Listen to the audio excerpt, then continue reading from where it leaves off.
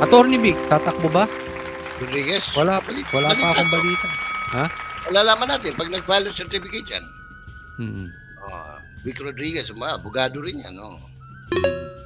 Glenn Chong, abogado rin yan. Dati rin congressman. In other words, may karanasan na rin sa pagpapanday ng batas. Sino pa bang yung mga lumulutang na mga pangalan. Uy, ang balita ko, ginaganyak din tumakbo sila Tony Trixie. Angeles, former Secretary Trixie Angeles, former Undersecretary Lorraine Badoy. Ako pagkatatakbo si Attorney Vic, suportahan ko yan. Siyempre sila, Badoy, di ba? Suportahan natin. Si Ted Filon daw.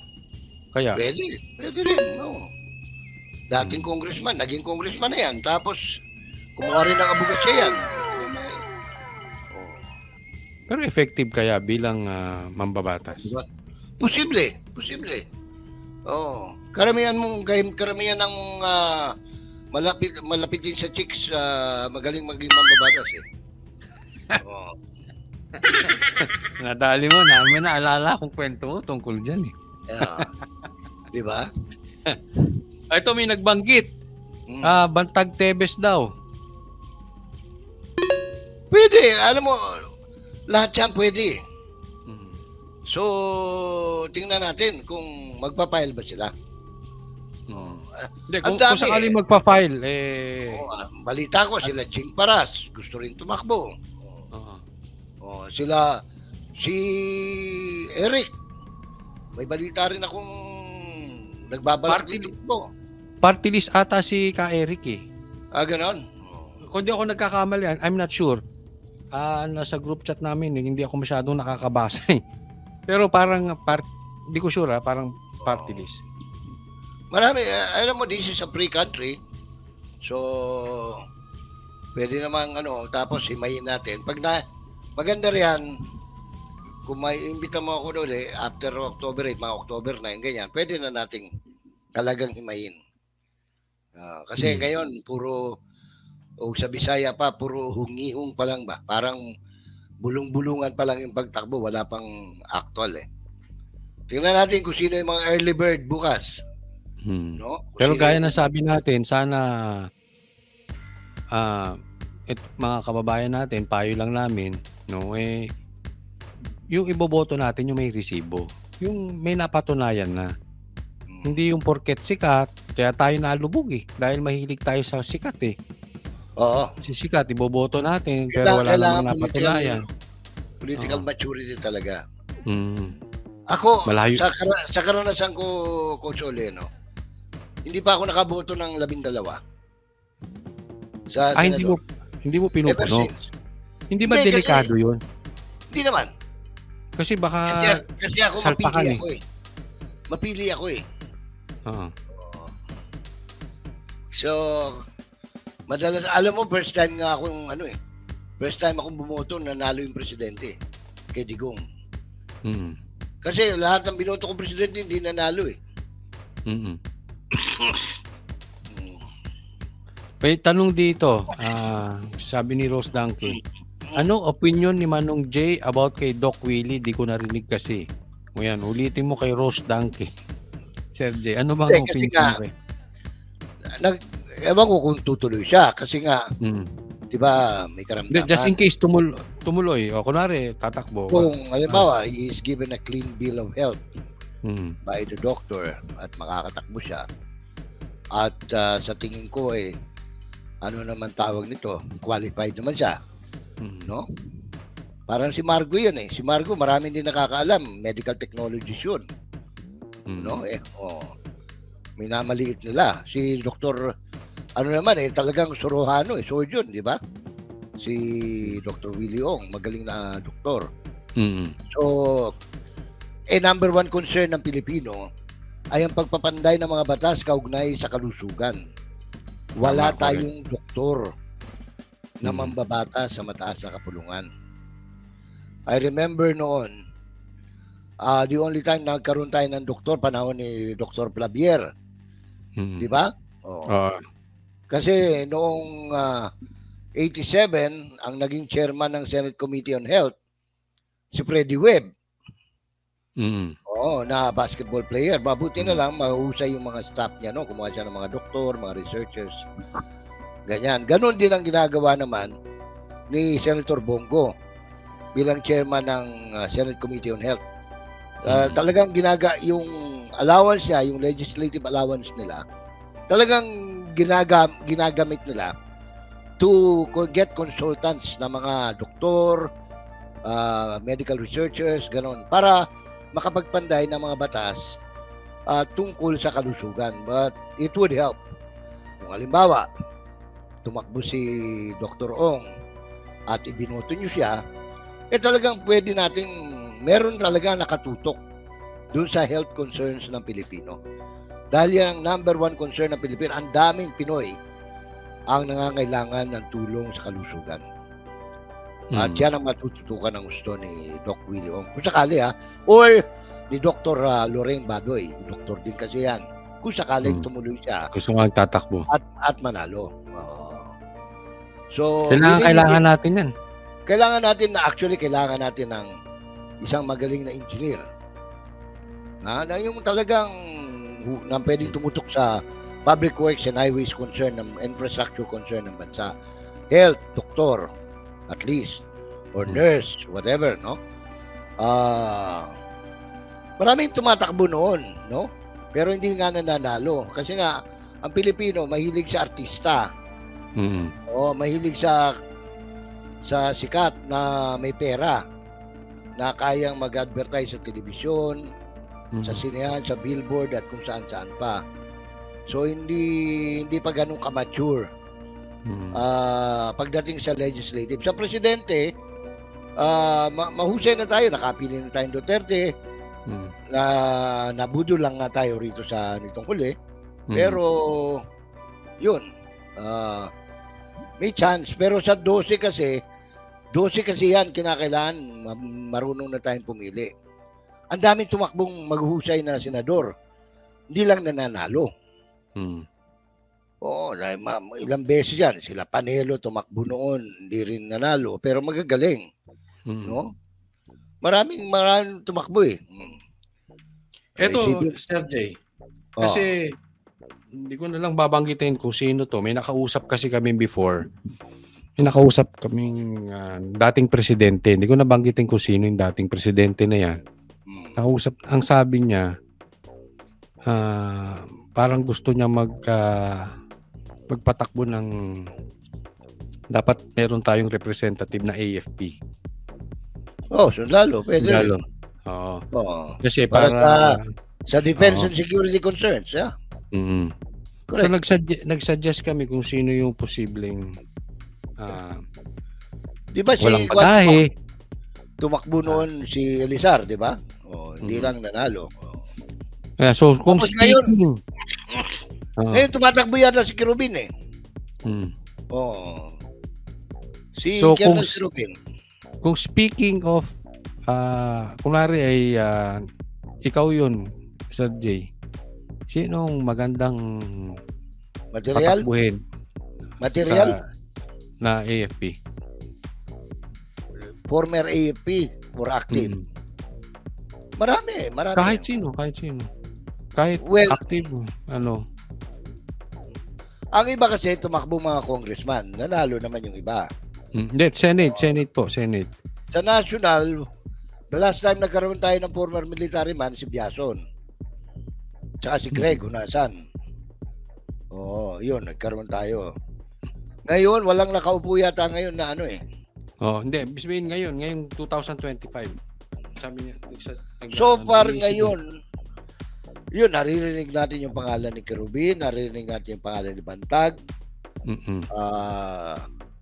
And then, ewan ko lang kung tatakbo uli si General Elizar, no? Yung PNP dati. Ano pangalan nun? Tumakbo yun. Sabi ni Jeb Rivera, si Elizar sana. Yun. Yun. Sino pa bang mga... Mabanggit si General Bantag, yan. Yun. Danao, nabanggit yan. Bisbik, Danao? Ito, nabanggit dito. Si Si Juan, di ba, may bali-balita noon, tatakbo si Marbil. Oh. Hindi, nagkaroon ng sa mga coffee shop may balita noon na either si Marbil o yun. Negative. Oh. Hindi, nagtatanong ka eh. Kaya nababanggit ko yung ano. Oo nga, na medyo natatawa kasi ako pagka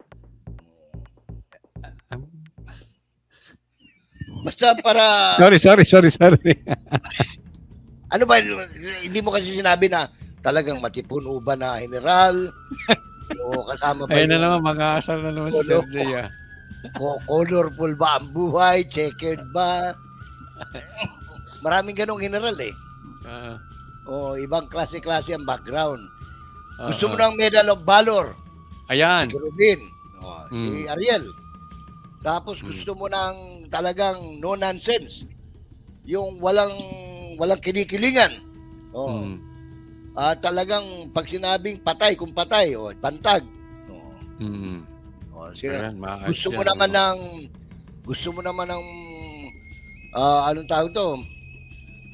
Tahimik pero matapang. Yung yan si Lesar. Sino pa ba? Kasi yung isa si Oka tatakbo mayor ng ng Angeles si Albayalde.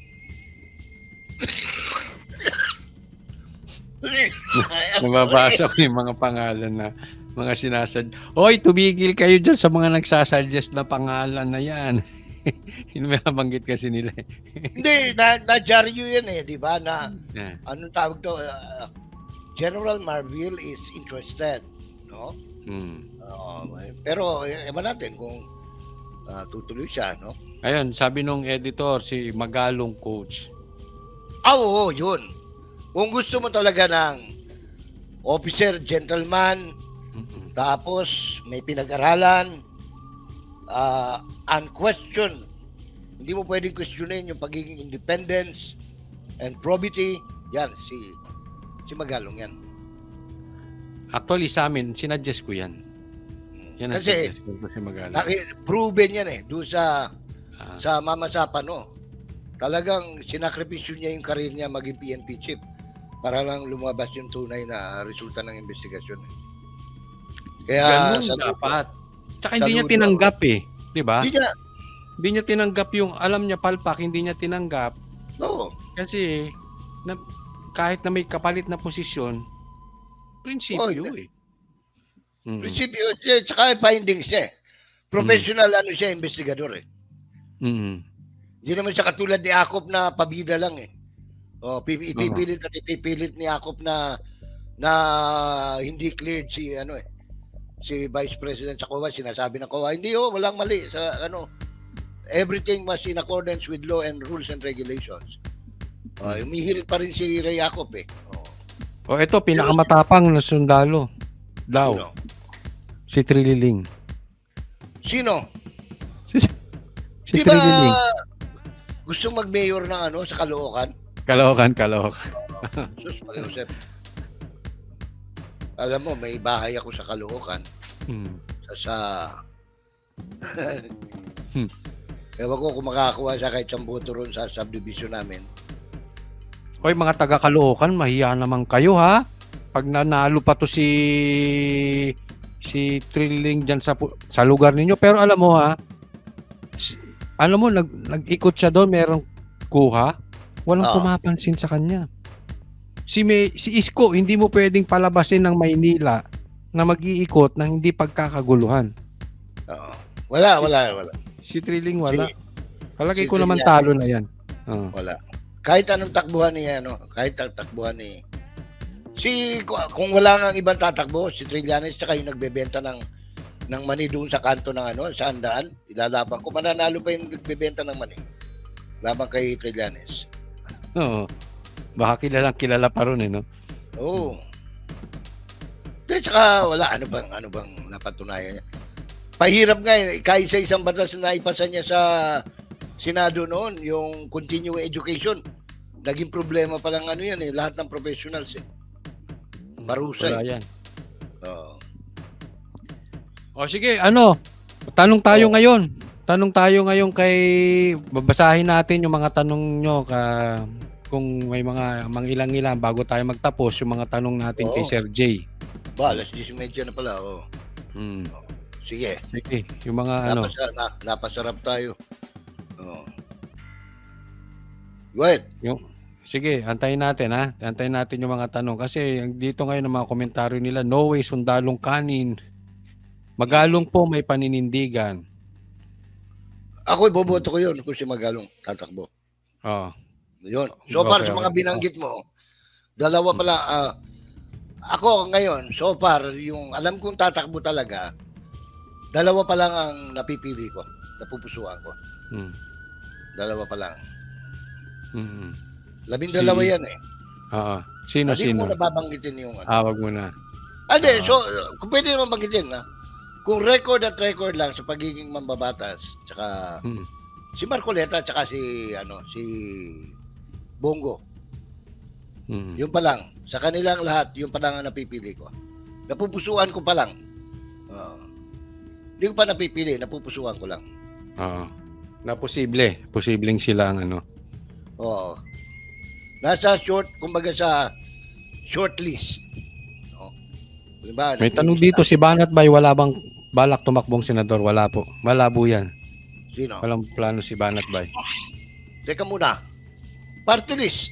Pwede si Banat Bay. Hindi siya mahilig eh. Ayaw niya talaga eh. Anak ng abogado. Anak ng abogado, wala siya hilig. Sino ba nominee doon sa party list nyo? Hindi ko alam eh. Hindi mo pa alam. Oo, ikaw pala eh. Hindi ko alam. Pamilya kayo ng mga abogado eh. Mga Cristobal, di ba? Wala namang pera. Anong Kaya takbo? Yun talaga ang problema dyan eh. Marami, kayo nga, ang problema natin sa Pilipinas, maraming magagaling, qualified, pero hindi nananalo gawa ng ang Pilipinas, ang nature ng politika sa Pilipinas, magastos. Talagang gastusan. Ito ang tanong sa'yo, anong take nyo daw kay Senator Amy? Baka bagong pasok. Amy? Oo. Amy Marcos. Kung gusto nyo mabudol ulit, boto nyo. Ayan. Diba? Straight. Kung gusto nyo mabudol ulit, boto nyo. Kasi choice nyo pa rin yan eh. Choice pa rin ng tao yan. Sabi dito, Sir Coach at Sir J, pwede po bang mangampanya na hindi pa nagsisimula? Kasi sa Cavite may nangangampanya na. Pwede. Wala pang ngayon, wala pang violation. Hanggat hindi nagsisimula yung official campaign period, which is February 10, kung di ako nagkakamali, 2025. Ano pa lang ngayon filing pa lang ng Certificate of Candidacy. Kasi nga, kaya maaga yan, dahil piniprepare yung mga digital forms Pero yung actual campaigning is on February. Kaya nakikita nyo, ang dami na dyan sa social media, sa Facebook, sa YouTube. Doon na sila pumuposisyon. Sa billboards, ang dami na, di ba? Dami nyo na nakikita. Kasi wala pang bawal. Kahit sa size, kahit maglagay ka pa ngayon. Kita nyo na nga si speaker, di ba? Yung laki-laki, no? Kanya mga tarpaulin, mga tag 2-3 stories ang laki. Tapos lahat, pati bigas na tayo ang gumastos, nakalagay dyan, Romualdez Rice. Di ba? Ito, may nagtanong dito. Si Senator, baka bagong pasok lang din si Senator Bato. Nasagot na po kasi yan eh. Ako, kung si Senator Bato, gusto ko siya maging gobernador dito sa amin. Sa Davao del Sur. Diba, kung ba tatanungin niya ako, kung magre-re-election ba siya o kung anong plano niya. Ako, ang request ko sa kanya, sir, tumakbo kayong gobernador sa Davao del Sur para naman maayos-ayos na yung probinsya. Napag-iwanan kasi kami rito eh. Original province kami, pero napag-iwanan na kami ng mga bagong probinsya sa Davao. Naiwan na. Naiwan na. Isipin mo, yung provincial hospital namin, kung gusto mo ma-hospital doon, magdala ka sarili mo oxygen. Kanya-kanya, no? Ayop ng provincial hospital yun. Pero palagay ko naman epektibo yan. Epektibo si Bato kung magiging governor, no? Ay, oo. Magbo-volunteer pa ako maging provincial administrator niya pag naging gobernador siya. O dun sa mga nagtatanong na take dun sa ibang senador, na-discuss na po namin kanina, siguro i-rewind nyo na lang ulit. Kasi may nagtanong ulit kay Abalos, ganyan-ganyan. So marami. Na-discuss po yan. Mm. Late na siguro sila. I-review nyo na lang yung yung replay nito sa YouTube. Ikaw, Sir J, bakit, ba't hindi kayo tumakbo? Kasi... tapos na ako. In 2004, in-offer ko na yung sarili ko para sa bayan. Ngayon. Wala na. Sabi ko kasi noon, I will only offer myself. Kasi mahirap yung dada ka ng dada, tapos may oportunidad ka naman, hindi ka man lang. So, noong 2004, nung tumakbo presidente si Rocco, sumali ako. In-offer ko yung sarili ko.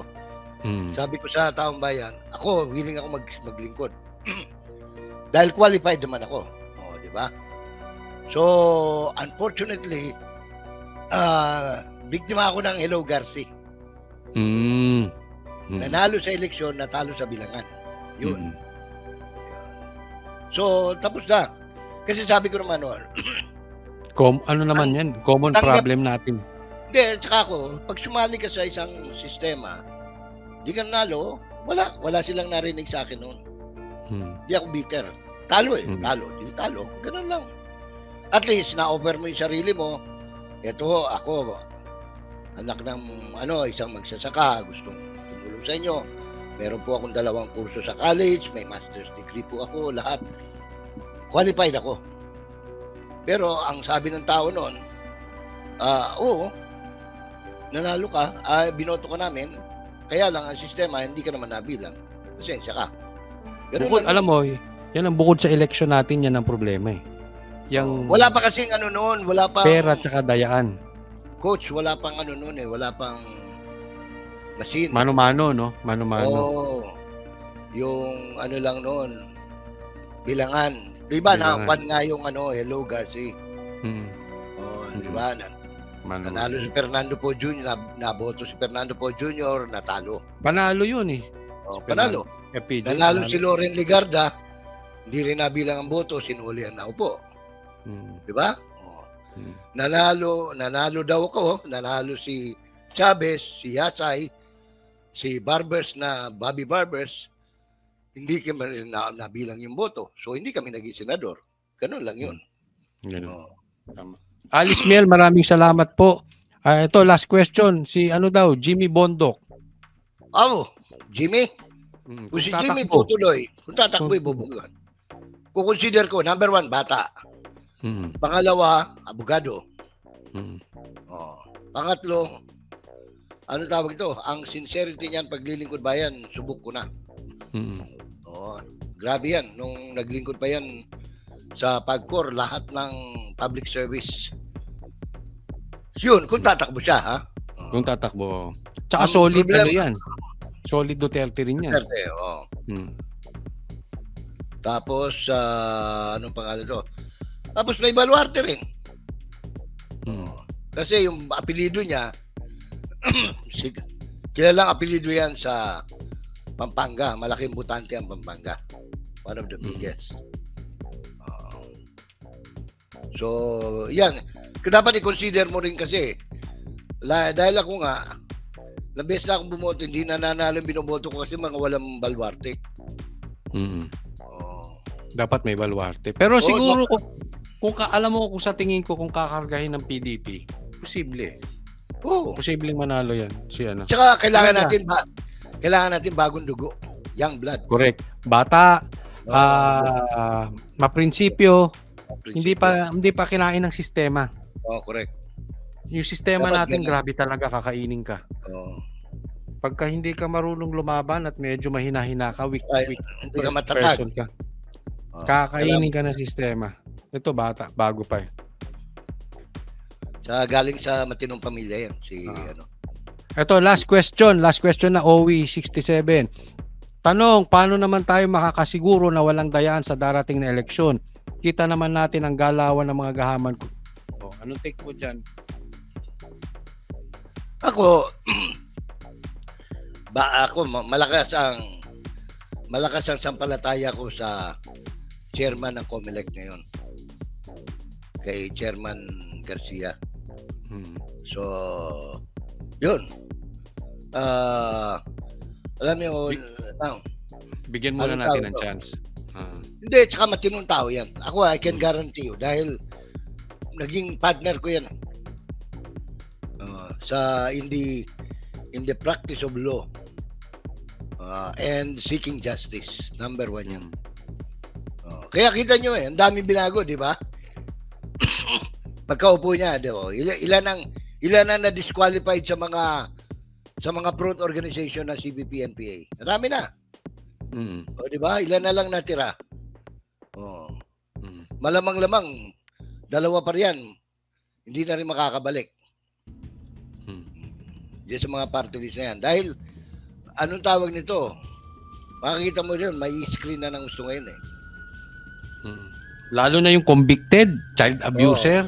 Ewan ko pa, pag binoto nyo pa yan, ewan ko na sa inyo. O ito, last na talaga. Kasi kanina pa ito lumalabas eh. Ben Tulfo, kung tatakbo. Yan ang tulpong matino. Sabi ko nga, isa lang kaibigan ko talaga eh. Mismo. Ayun, ikakampanya ko pa yan. Kasi, nakasama ko yan sa trabaho. Kilala ko pagkatao niyan. Sa lahat ng tulpo, yun lang ang masasabi kong matino. Ako I agree with you. Hindi ko naman masabing hindi sila matino yung ibang tulfo, pero kasi hindi ko naman sila kilala personally katulad ni Sir J. Pero patas ito ayos to eh. Patas number 1, kahit na doon sa programa niyang bitag. Lahat dokumentado. Hindi tumitira yan ng walang dokumento eh. Correct. Talagang ebidensya. Tsaka may bayag yan. Oo. May bayag yan. Lumalaban ng pitpitan ng bayag talaga yan. Hindi yung bibig lang. Dadalang ng dada, no? Pero wala naman dun. Di ba? Totoo yan. Yun, maraming salamat, Sir J, at thank you. Napaunlakan mo ang aking pagbabalik. Imbitahan mo ang mga manonood natin na mag-subscribe kay Coach Oli at huwag kalimutang mag-like dito sa video na ito. Hindi lang yun. Dapat laki-lakihan nila yung papakulay. Hindi, kasi ganito yun. Kaya ako sinasabi yan, kahit pabiro. Dahil wala naman silang sweldo. Kayo ang nabubuhay sila dahil sa inyong mga subscription, sa inyong mga pakulay. Kaya nila napapanatili yung prinsipyo at saka pagiging independent. No? Kasi kadali-dali eh. Pareho niyan, influencer na yan sila Coach Oli, sila Banat Bay. Kaya nga ino-opera niya ng milyon-milyon eh. Tumatanggi lang yung mga yan eh. O, di ba? Ngayon, kung hindi natin susuportahan, hindi kayo magsusubscribe, hindi lang kayo, dapat pati pangampanya nyo sa mga kaibigan nyo, panoorin nyo sila Banat, Baniteros. Kasi dyan tayo makakakuha ng independent analysis ng balita, ganyan. Ganon. Thank you, Sir J, yung pero para sa kaalaman ng iba, wala tayong sahod sa SMNI, di ba? Walang sahod doon. Marami yung libre sa amin doon. Libreng tubig, libreng merienda, libreng pagkain. Libreng pagkain. Masarap kulong. Naman magpakain. Oo. Libre kulong. Libre kulong. Libre demanda. Libre demanda. Nadidemanda, pero at least ikaw wala pa. Si Banat meron na. Oo nga eh. Kaya ako tapos na riyan, no? Na-demand, isipin mo lang. Lahat ng klaseng kaso isinampa na sa akin. Mabuti na lang dahil talagang ubod ng galing ng abogado ko. Si Atty. Torion. Lahat na dismiss. Si Atty. Torion ba yung abogado mo? Yes, oo. Hoy, Atty. Torion, baka naman pag ako'y wag naman sana. Oo. Sipin mo, ilang cases yun. ah, 16 counts. Iba-ibang kaso. Katulad ng kinaso kay Pastor, ang kinaso sa akin. Meron ding wala pero walang rape. Mm. Tinira rin ako ng trafficking. Para walang piyansa para makulong ka Oo. talaga Ganun ang gawain So, nila eh. tinira ako ng illegal recruitment. Kung ano-ano, ang daming trump-up charges. Kaya lang, maganda ngayon sa Supreme Court. Meron silang bagong patakaran na speedy trial. Mm. Kaya pagka criminal case, pwede mong ilaban talaga na dapat in 90 days, in 30 days, in 60 Dapat days. ganun eh, no? Dapat ganun. Ako, inabot ako ng kaya 38 days lang ako nakulong Oh. Kasi pinaspasan yun, talagang nilaban talaga. Yung pinapaliwanag kasi ni Sir J dito, alam mo, kahit may kakasuhan ka, kahit walang kalaban-laban, I mean, wala talagang... Ako nga hindi ko alam na yung kaso ako Oo. Isipin mo, wala ako until meron akong meeting dapat sa kliyente kong hapon sa Hong Kong. Napanood ko yun. Bigla kayo ako. dinampot sa airport. Pagdating sa airport, sabi ng mga kaibigan ko sa customs, sa immigration, sir, may problema. Anong problema? Meron ho kayong warrant of arrest. Ha? Kasi hindi dumaan sa preliminary investigation. Yung lahat ng pasikot-sikot gagawin nila Teka, bago yan Sir J, pasalamatan ko muna yan. Pinapakitaan ka na. Yung mga kaibigan natin. Sana yun nawala. Thank you Sir J, tuloy yan. Nagbigay sila. Joy Nakagawa. Uy. Lorna 800 yen. Pacifico. $50. At si BM Lab. Thank you sa mga pahabol. Alam mo sa totoo. Ano yung CHF? Anong monetary kwan yun?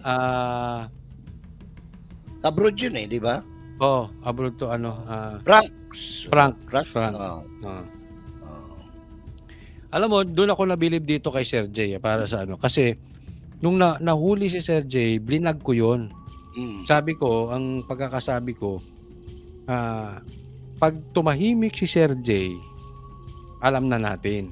Kasi nga, binigyan ng kaso, kahit wala naman. So, usually ganyan, tatahimik para hindi na yung kaso, no? Pero, sabi ko, abangan natin kung anong gagawin ni Sir J. Ay, tuloy-tuloy, bumabakbak pa rin sabi ko, okay to. Okay to si Sir J. Tuloy-tuloy. Ako, 3 beses ako binilanggo nung matandang Marcos aktivista ako nung araw. Yun. Kinikwento sa mga nanonood yan ang mga isa sa kwentuhan namin. Teka muna, pasalamata ko. Inday Doha OFW. Banateros. Yan. Thank you, Banateros po ito. Doha.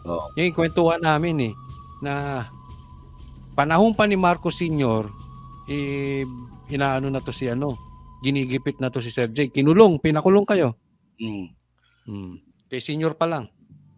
Okay lang. Natural yan. Kasama sa risgo ng pagiging malayang mamamahayag yan Kung totoong journalist ka, haharapin mo yan. Pero ako kasi, hindi ako naniniwala na yung nabubusalan Kasi nabubusalan ka lang kung magpapabusal ka. Pero kung hindi ka magpapabusal, laban ka, yun lang. You have to face the consequence, no? Kakasuhan ka, bibilanggo ka. Kukulong ka. Pero, kung talagang may paninindigan ka, panindigan mo, no?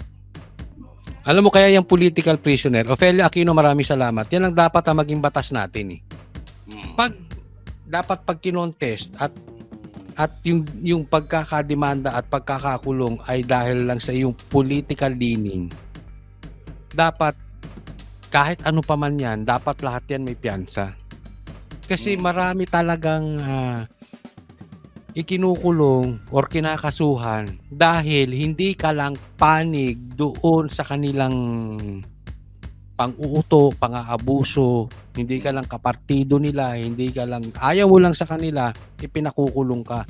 Dapat magkaroon tayo ng ganyan. Kaya actually, istorbo lang sa totoo lang. aabalahin ka lang talaga. Ako, in my case, Mismo. inabala ako, hindi ba biro yung makulong ka ng 38 days. Tapos yung mga troll naman, ginagamit lang, yung litrato ko, palagi nilalabas pa rin nila. Wala mo. Ako, wala yun. Ganun ang banatan eh. Alam naman nila, ididemanda ka na lang walang kakwenta-kwenta. Pero syempre, makukulong ka. Pahihirapan ka lang talaga. Aabalahin ka. Kasi Aabalahin unang abala dyan, kapareho niyan, primero, non-bailable. So, magpa-fight kayo, lalabanan mo. Katulad yung kay Pastor, no? Hindi lang natin pwede pag-usapan yung kaso ni Pastor kasi nasa korte na yan. Oo, nasa korte. Pagka bibigyan ka ng kaso, lalabanan mo ngayon na magpo-post ka ng motion to bail. Kasi wala naman talagang kaso. Hanggang mapagbigyan ka ng korte. So, abala na yon, no? Magkukulong ka muna. Pangalawa, kung wala kang pera katulad ko, mangungutang ka muna ng pambayad ng piyansa.